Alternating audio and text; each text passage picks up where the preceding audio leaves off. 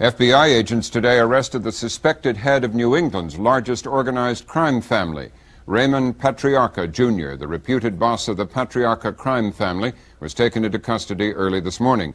His arrest was part of a three-state roundup of alleged Mafia members. A total of 21 people in Rhode Island, Connecticut, and Massachusetts were indicted on 113 criminal counts. They included murder, kidnapping, drug trafficking, and other offenses. In Hartford, Connecticut today, a verdict which prosecutors say will break the back of one of the country's biggest mafia operations. 8 members of the so-called Patriarca crime family have been convicted of crimes ranging from illegal gambling and loan sharking to murder. The Patriarca family is said to have controlled those rackets in New England since the 1940s.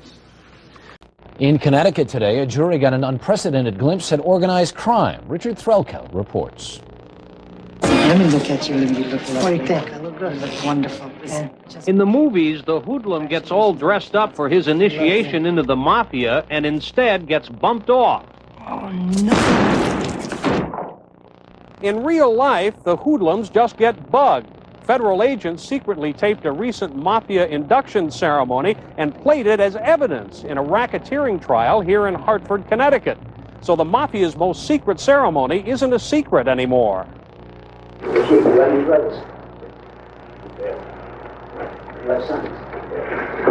told you one of them was a song. Let's kill it. Do that every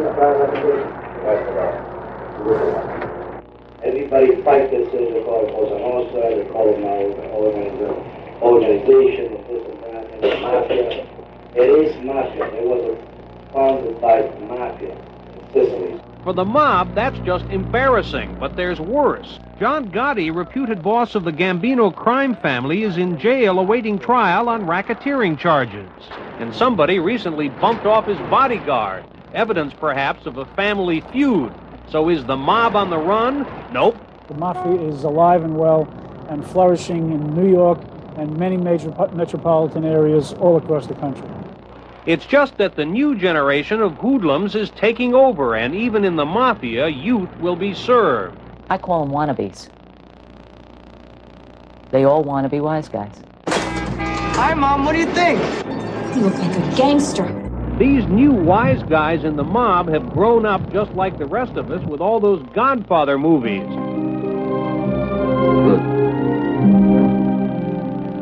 And they all want to become Marlon Brando someday. And it is life imitating art. And we had one instance when I was a prosecutor where it was difficult to overhear conversations in a social club because they would be playing the Godfather theme over and over and over again in the social club. The difference is the new Godfathers are more likely to be less like Marlon Brando and more like, say, Saddam Hussein. Because the feds have pretty much dismantled a lot of the old boy leaders of the Mafia, many of the newcomers who are going to take their place are believed to be a lot more violent. And until the hoodlums decide who's the boss, organized crime is likely to become very disorganized indeed. Richard Threlkeld, CBS News, Hartford, Connecticut. I'm Harry Smith sitting in for Dan Rather. See you tomorrow on CBS This Morning. Well, the movies are not the only place where real-life mobsters are getting attention these days. In a New England jail, a person awaits a Godfather's son who inherited a crumbling family business awaits trial. Here's Fred Briggs. What better name for a godfather than Patriarca, Raymond Patriarca of Providence? For 40 years, he was the prime mover, organizer, symbol of the mob in New England. Everybody knew Raymond, you know, like they idolized him. You know, he was the boss, he was the kingpin. Mickey Palmaggiano was one of his hitmen. If he wanted somebody murdered, he'd tell you that, you know, I want you to nail so-and-so. He took no prisoners, no disrespect, even from the congressional committee. I never was at no meeting that Mr. Dario or whoever else you gentlemen have got in mind. It's nothing but a lot of hookwick that you people have been giving me for a long time. Since the end of World War II, that's when Patriarca got started, in Providence as a vending machine distributor. Over the years, he was distributing a lot more, prostitution, cocaine, and he had total control of illegal betting on professional sports. A man of respect, and not just in New England. If someone needed bail down in New Orleans, don't call your lawyer, call Raymond. The other families left him all of New England, left him unchallenged. The law did little more than inconvenience him. The only arrest that finally counted turned out to be cardiac arrest. In 1984, at the age of 76, Patriarca died, leaving his son Raymond Jr. as head of the family. An uneasy head as it happened.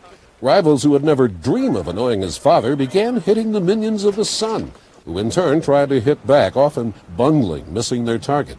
Gentlemen, oh shame.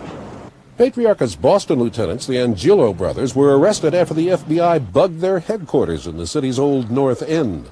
Then a rarity. At this home outside Boston, the FBI taped Patriarca presiding over a mob initiation ceremony. We're all here to bring in some new members of our family. And more than that, to start maybe a new beginning. Beginning of the end. Voices on the tapes, including recruits who swore to kill their own brothers if asked, brought Raymond Jr. and a dozen others to prison. And an end to the Patriarcas. I'd say they're over with and done. I think it's time to rename this family if it's still in existence. Not the legacy Raymond Sr. wanted to leave. Fred Briggs, NBC News, Boston. And I'll have some final thoughts in just a moment.